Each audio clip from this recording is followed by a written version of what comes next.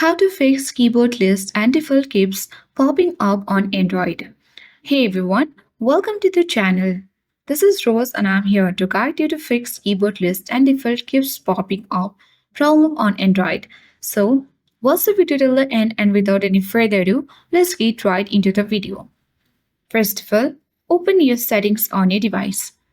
Scroll down. Locate additional settings. Now select keyboard and input method. Tap current keyboard and you need to select it to the keyboard. Once done, come back. Tap manage keyboards and here make sure to toggle the button off for Google Voice typing. And for the Gboard as well, you need to make sure to toggle the button off. Come back. Now exit from this section.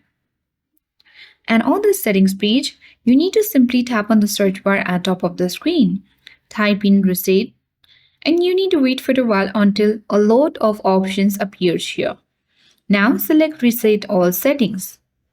Tap reset all settings and enter your lock screen password. And here tap reset all settings and your keyboard list and default keeps popping up problem will be fixed on your Android device. So that's it for today. Hope this video helped you. If you are new to our channel, hit the like button and subscribe for more tech and tips videos. Thank you for watching and see you in the next video.